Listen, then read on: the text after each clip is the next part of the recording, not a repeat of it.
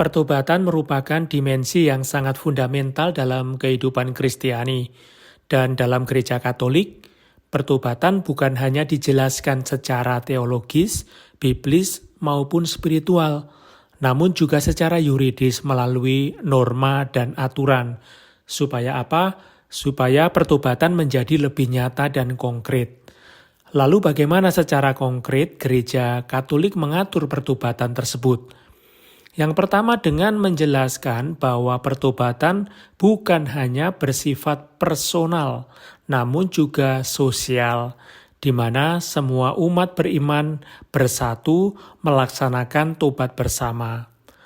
Pertobatan tersebut diwujudkan dengan beberapa hal, seperti secara khusus meluangkan waktu untuk berdoa, lalu menjalankan karya kesalehan dan amal kasih, menyangkal diri sendiri dengan melaksanakan kewajiban-kewajiban dengan lebih setia, terutama dengan berpuasa dan berpantang.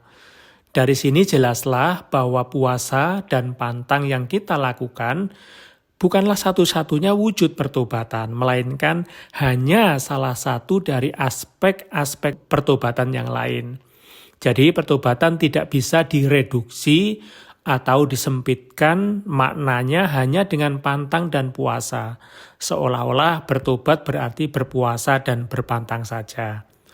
Lalu yang kedua, mengenai hari dan waktu tobat dalam seluruh gereja adalah setiap hari Jumat sepanjang tahun dan masa 40 hari sebelum Paskah.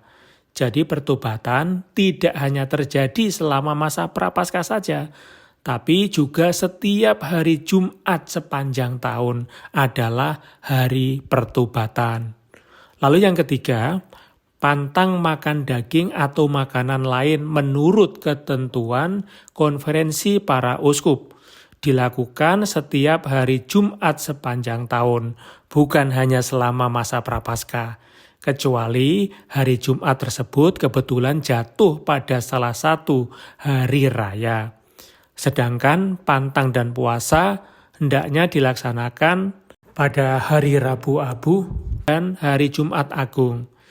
Jadi dalam hal ini konferensi para uskup diberi kewenangan untuk mengatur jenis makanan apa yang dipantang pada hari-hari yang sudah ditentukan tersebut. Misalnya diputuskan bahwa yang dipantang itu bukan daging tetapi ikan, karena dengan pertimbangan di wilayahnya orang itu jarang makan daging, sehingga kalau pantang makan daging ya tidak ada gunanya karena memang jarang makan daging, tetapi yang dipantang adalah ikan karena ikan adalah makanan kegemaran di wilayahnya.